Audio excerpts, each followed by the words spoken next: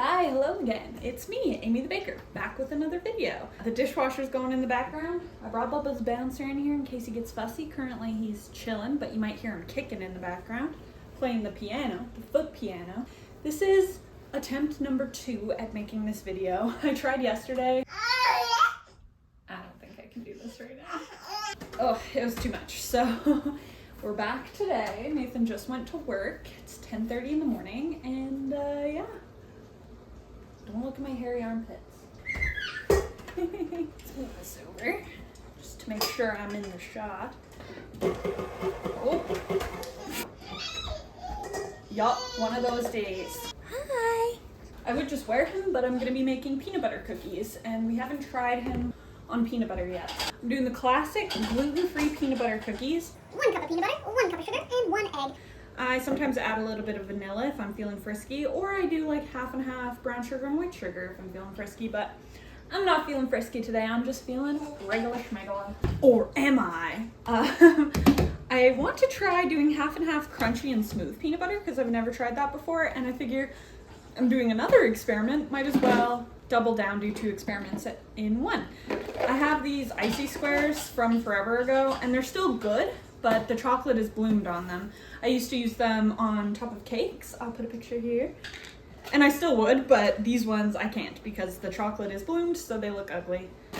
I already have the sugar on the counter. It's off screen. I don't know if you can see me. So because I'm doing the crunchy peanut butter, I think full crunchy would be too much. I'm just gonna do a double batch. So 2 cups white sugar, 2 cups peanut butter, and 2 eggs. A trick with this recipe is you wanna make sure your eggs are cold. If you don't, and you bake them right away, they will turn into a puddle on the baking sheet. So that is obviously not what we want. I also always refrigerate these after I scoop them, and that just helps them, again, not turn into a puddle on the baking sheet. Peanut butter on my coffees. I need some of this. I'm gonna take this off for a second.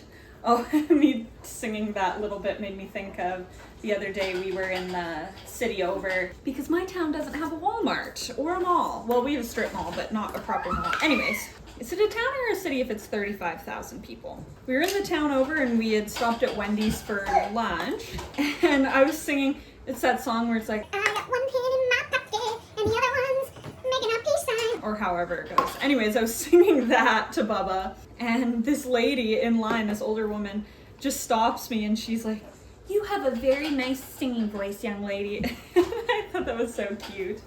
Especially because I wasn't trying, I was just being silly. Today I want to talk about the man versus bear dilemma that's going around on TikTok. Depending on when I release this video, it could be old news. Essentially, there's this argument going around. It was a question posed by a man to women. It's evolved from that, but the original was a man posing a question to the woman. Would you rather be stuck alone in the forest with a man or a bear? The overwhelming majority of women said bear, for what I think are obvious reasons. If they aren't obvious to you, basically their fate's worse than death. A lot of men don't understand that, and it very clearly came across in this debate. Also, a bear acts on instincts. 9 times out of 10, 99 times out of 100, the bear's just gonna walk away from you. Unless it's feeling threatened or it's exceptionally hungry, you're not worth a bear's time. You also don't have to see a bear at family gatherings. That was a take I stole from a TikTok creator. If I can find the video, I will insert here. If I survive the bear attack, I won't have to see the bear at family reunions. The worst thing the bear can do is kill me. The bear doesn't get enjoyment out of it. The bear didn't pretend to be my friend for months beforehand. No one will say that I liked the bear attack. No one will talk about the bear's bright future. If the bear and the man both want to hurt me, and I scream loud enough, there's a better chance that the bear will actually run away. A bear wouldn't film it and send it to all his friends. The men getting angry at this don't realize that there are fates worse than death.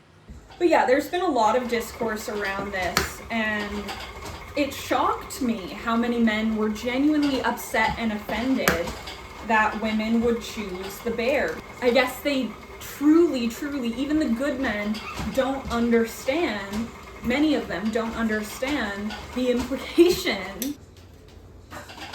I decided to ask my partner, Would you rather be stuck in the forest with a man or a bear? And he was very confused and asked, what type of man? What type of bear? And I said, nope, no other context, man or bear. And he chose bear.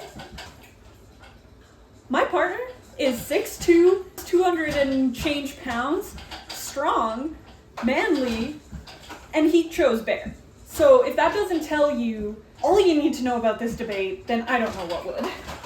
Other people, to try to open the eyes of men, framed this as, well, would you rather your daughter be in the forest, stuck in the forest alone with a man or a bear?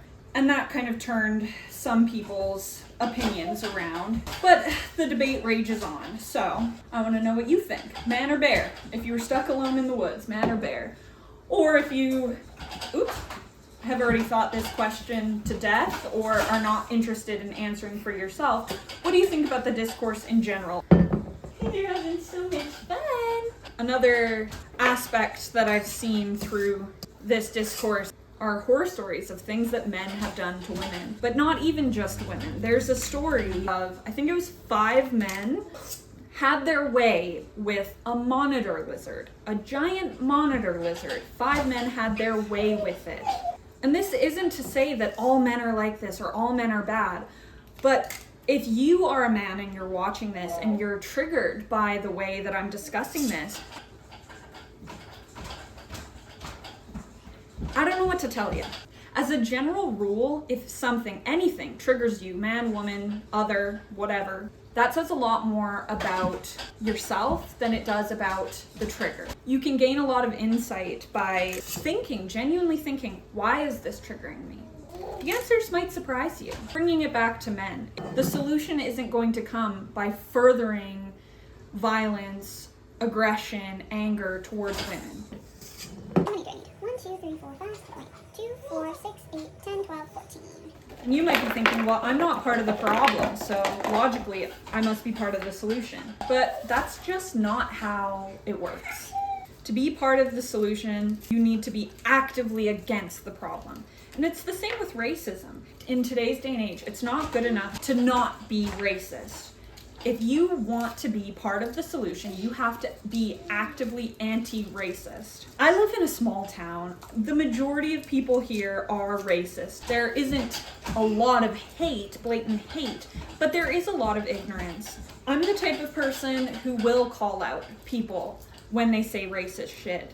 But I'm also the type of person who has said racist shit, who has thought racist shit, who has ingrained biases. But moving forward, I can just do my best to make the world a better place and a safer place and a more accepting place.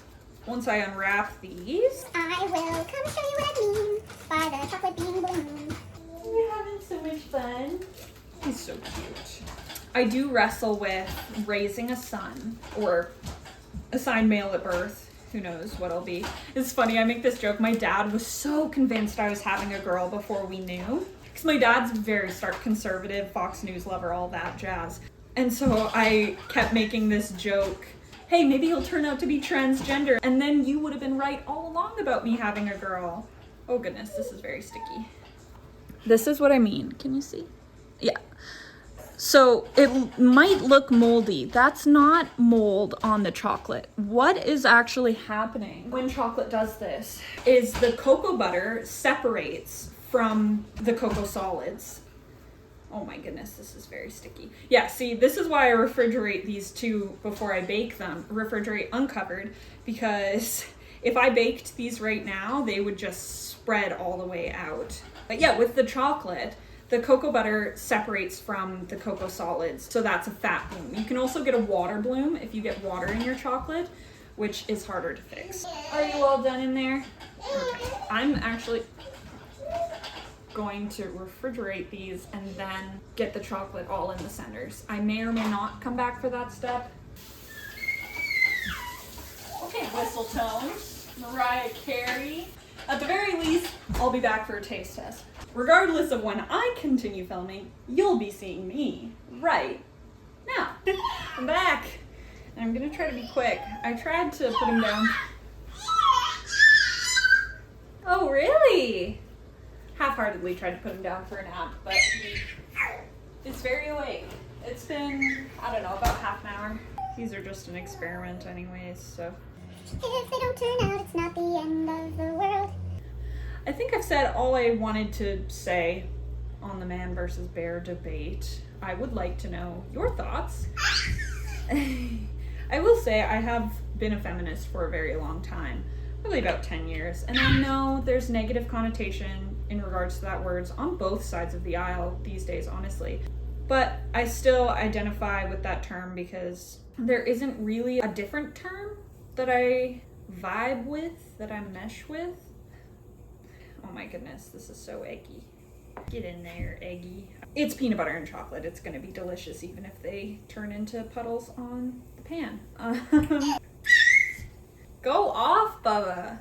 Yeah, I went through my Tumblr hyper-feminist era in high school, so I was like 15, 16, and oh, the fights I used to get in with my dad, fighting with my dad, and then also moving to a city. I moved to Calgary, and I started working in this place where I was the only white person who worked there, so that was interesting, and it really broadened my horizons. And then coming back here and going from a place where people are kind of more conscious and conscientious of prejudice and bias and racism, and then coming back here and, you know, it's a small town, it kind of opened my eyes to the fact that you're never going to change anyone's mind by being aggressive. The best way to change someone's mind is by appealing to their humanity in whatever ways that you can. And so if I truly want to make a change and have people change their minds, or at the very least, you know, see my perspective a little bit, I had to change the way that I approached talking to people about the issues that I'm passionate about. At the end of the day, it's not like I can Thanos snap my fingers and get rid of half the population that disagrees with my morality. The people here are the people here, and you need to work with that. There's a way stronger middle ground that most of us stand on and can connect to each other on than there is opposition to one another. Does it shock you to hear I'm a feminist? I'm literally in like my trad wife era, but yes, I'm still a feminist. I guess technically to be a trad wife, I would have to be being supported by my partner, and I very much still pay for my fair share of everything, so not so much that. I'm going to refrigerate these probably for an hour or two. May or may not be back before I bake them, but if I'm not, all I do is coat them in just white sugar and then bake them at 350 for about 10-15 minutes, flipping them halfway through. Let them cool for at least 5 minutes on the sheet pan, and then transfer them to a cooling rack and allow to cool completely, or eat them while they're warm. They're honestly good while they're warm too. Either for some sugar rolling or a taste test, I will be seeing you again now. Oh gosh, oh thank goodness that was just the water. Look, a new angle of my house. And Bubba's having dinner, which is fruit. And I blended some fruit and yogurt that I'm also gonna see if he wants, but he's really enjoying that right now. Look at these. They're all from outside my house. It's actually insane how many tulips are outside. And there's so many like cool variants in color. Let's do... They turned out pretty decently. Some of them definitely spread out quite a bit. I don't know if it's just because I used the crunchy peanut butter that the consistency was like that. But they taste good as hell. I feel so chubby, and then I just eat baked goods that I've made all the time. It's really not helping. They're so good. I hope this video wasn't too dark for people. I have a very wide variety of interests, and that includes philosophical debates and political issues and feminism, activism, and all of these things. So when two worlds collide, it kind of tickles my interest, and I'm glad that I got to talk through it a little bit on this video. I hope you guys enjoyed it. Is that so good, Bubba? He's going crazy for that.